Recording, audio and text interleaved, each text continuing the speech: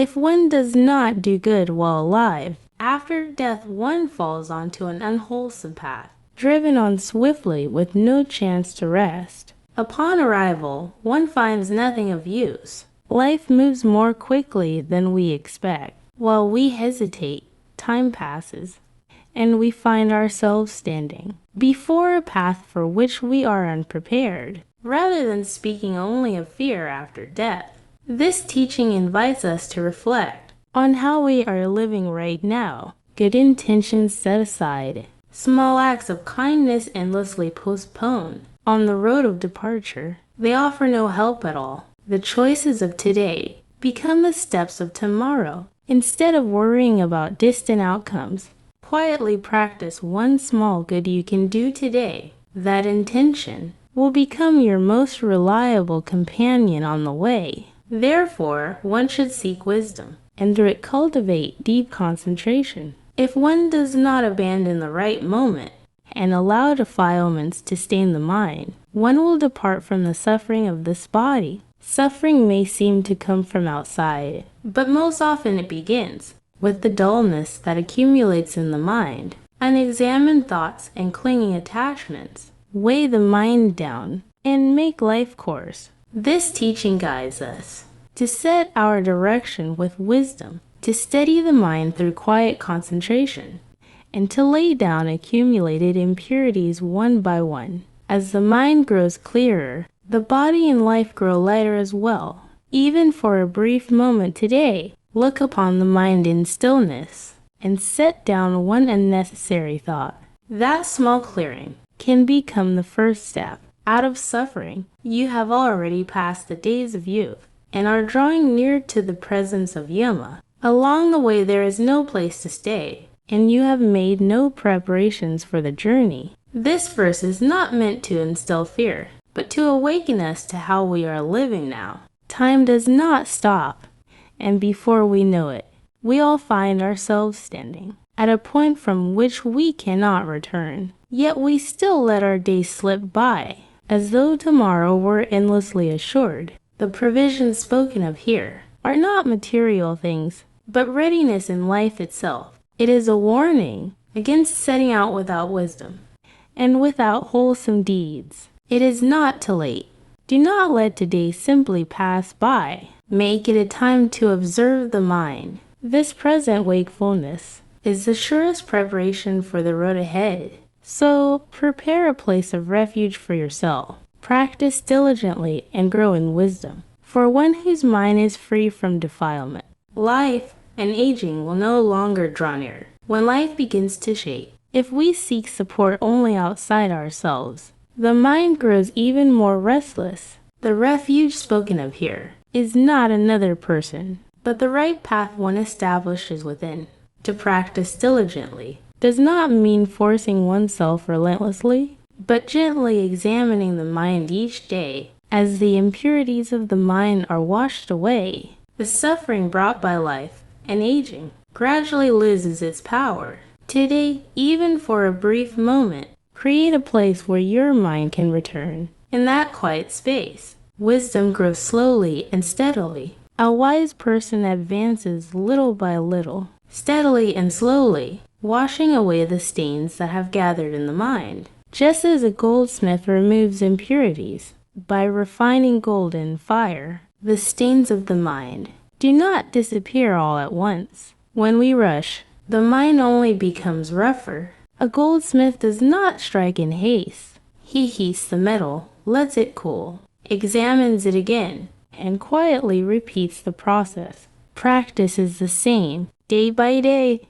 small and unseen efforts accumulate, and at some point, the mind becomes clear. It is all right if nothing changes dramatically today. Move slowly, but do not stop. Keep polishing the mind. That steady perseverance creates the most radiant transformation. When evil arises in the mind, it turns back and destroys its very owner. It is like rust forming within iron, eating away the iron itself. Rust does not come from outside. It is born from within the iron. So too with evil in the mind. It is not others who ruin us, but the thoughts we ourselves allow to grow. slowly gnawing at our lives. Small resentments, repeated grudges, and anger we refuse to release pile up little by little. The mind grows heavy and loses its original clarity. That is why taming unwholesome thoughts is, in truth, an act of self-protection. Today, quietly notice one thought that rises in your mind. If it feels like rust that harms you, letting it go now is the quickest way to protect yourself. Not studying is the stain of the mouth. Lack of diligence is the stain of one's home. Poor composure is the stain of the face. Carelessness is the stain of life. Stains do not cling only to the surface. They also gather in the mind and in one's attitude. When we stop learning, our words grow dry. When diligence fades, the ground of our life falls into disorder. When our bearing becomes careless, the mind grows clouded as well. And when heedlessness repeats itself, each day slowly loses its meaning. This teaching does not urge us to acquire more, but to tend well to the life we already have. Today, try gently bringing order to your words, your posture, and your daily actions. That small care is enough to wash away the stains of life. Not giving is the stain of generosity. Unwholesome conduct is the stain of action. In this world and the next alike, wrong teachings are always a source of defilement. Stains do not always appear on the surface, yet they quietly accumulate throughout our lives. When giving stops, the heart grows dry. When actions lose their goodness, the direction of life becomes unclear. This verse does not speak of punishment, but of consequence. Present miserliness and misguided choices will, sooner or later, return to oneself. Thus, cleansing these stains does not begin with outward appearances, but with setting one's actions right. Today, try one small act of generosity, one small wholesome deed. That single step will gently wash away the stains that have settled upon life. Among all the stains in the world, none is greater than ignorance. Those who learn should abandon what is unwholesome. O practitioners, let there be no defilement in your mind. Ignorance does not end with not knowing. It deepens when we refuse to learn and turn away from self-reflection. To study is not merely to gather knowledge, but to gently lay down mistaken habits and unwholesome ways of thinking, one by one. To abandon evil does not require grand gestures. It simply means not repeating the dark choices we already recognize. As the mind becomes clearer, life grows simpler, and our steps become lighter. Today, try setting down one fixed opinion and opening yourself to learning. In that very moment, the stains of the mind have already begun to wash away. To live in a mean and dishonest way without shame. To be arrogant because of a corrupt nature. To endure insults with a thick-skinned face. Such a life is called impure. The patience spoken of here is not wise endurance. It warns against a posture that knows its own faults, yet refuses to correct them, clinging to appearances without any sense of shame. If one endures insults while turning away from one's own wrongs, that is not maturity but dullness. A true life begins with self-reflection and the ability to feel shame. Today, if there is something you merely endured, pause and ask whether there was a fault you chose to ignore. A mind that knows shame is what keeps life clear and clean. To know shame is painful, yet by reason one chooses clarity and purity, avoiding insult without becoming reckless. This is called a simple and modest life. Shame can unsettle the mind, but it also has the power to set one's life back on course. Feeling nothing may seem comfortable, yet it can be a sign that direction has been lost. One who examines oneself by reason and continues to make clear, upright choices may not live flamboyantly, but the texture of life becomes neat and steady. Avoiding insult does not mean running away. It means holding a posture that does not waver. If a moment arises today that makes your heart uneasy, do not push it aside.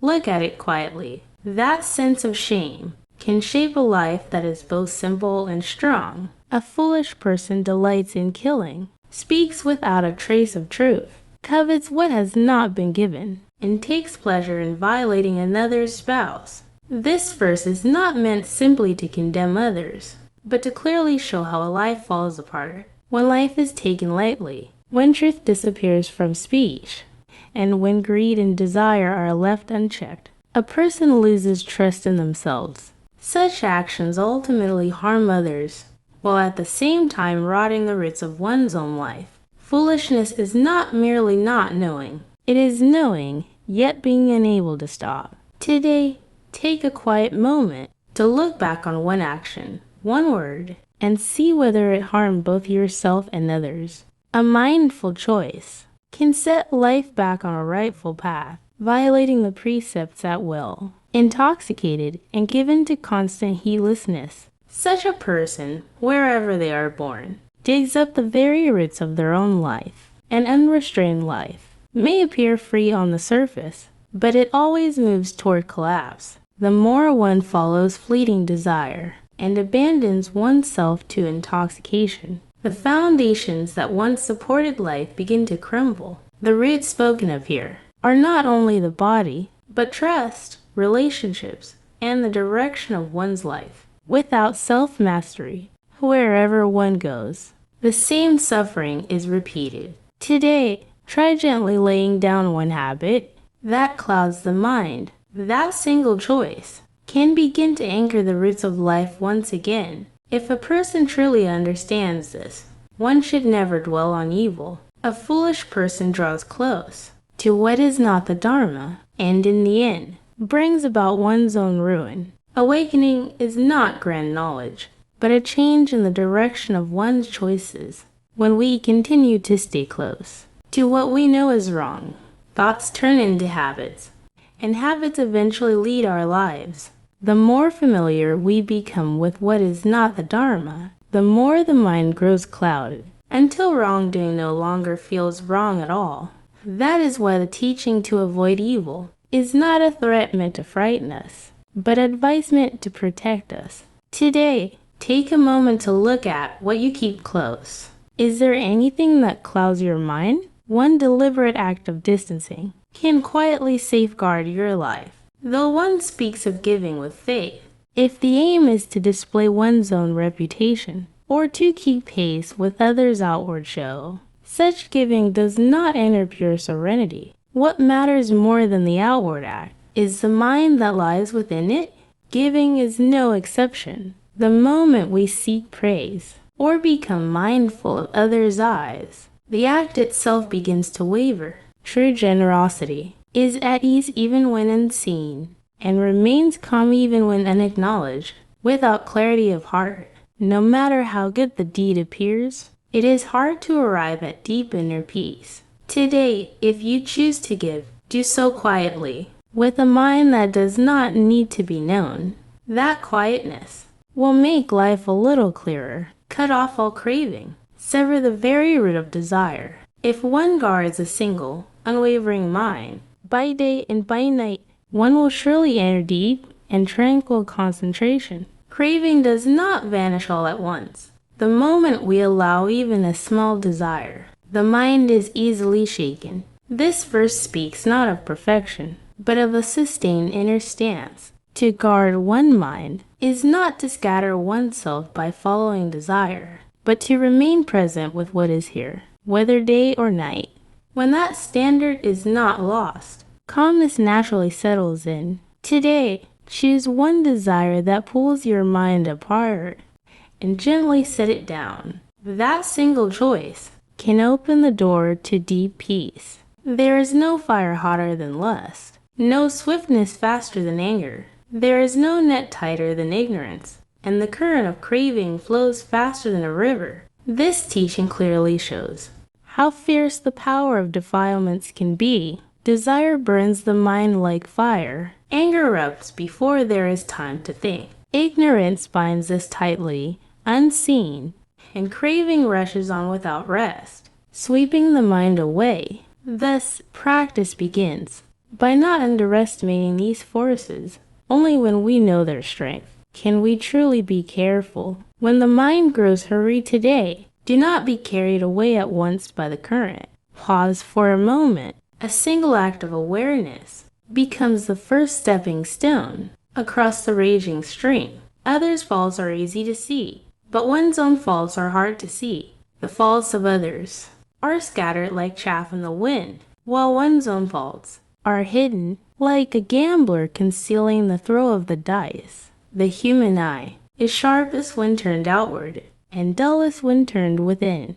Thus, the smallest fault in others appears large, while even our greatest faults are easily overlooked. This verse teaches not simply to refrain from blaming others, but to examine oneself first. Only with the courage to see one's own faults can the mind truly grow. When you notice someone else's mistake today, pause for a moment and turn your attention inward. That single act of reflection can quietly begin to change your life. If one hides one's own faults and seeks only the faults of others, the stains of the mind will steadily grow, and one's afflictions will increase all the more. A mind that conceals itself while exposing others may appear confident on the surface, yet inwardly it grows darker. The more we become accustomed to searching for others' mistakes, the more the mind fills with comparison and judgment. In that space, afflictions take root and grow.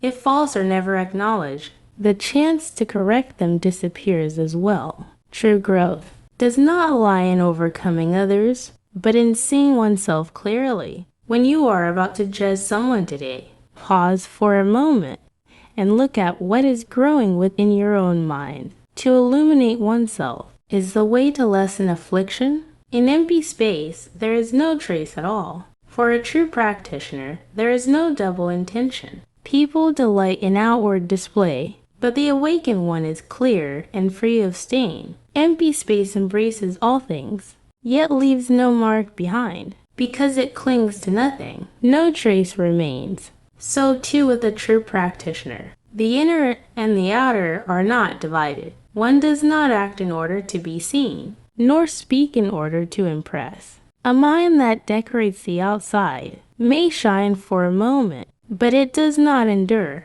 Clarity is not something adorned. It reveals itself in what has been emptied. Today, choose not what is meant to be shown, but what leaves you free from shame within. In a mind that has let go, clarity comes to rest. In empty space, there is no trace at all. For a true practitioner, there is no hidden intention. The world is entirely impermanent, and for the awakened one, there is nothing called mind. Empty space may seem to remain, yet it clings to nothing. That is why it leaves no mark. The thought of mind is the deepest attachment. Body, name, and relationships all abide only briefly through conditions. The more tightly we grasp them, the greater our suffering becomes. Awakening is not about gaining something more, but about releasing what we have been holding. As the sense of mind grows lighter, the mind itself becomes lighter as well. Today, quietly set down one thing you have been calling mind. In the very place of letting go, freedom begins.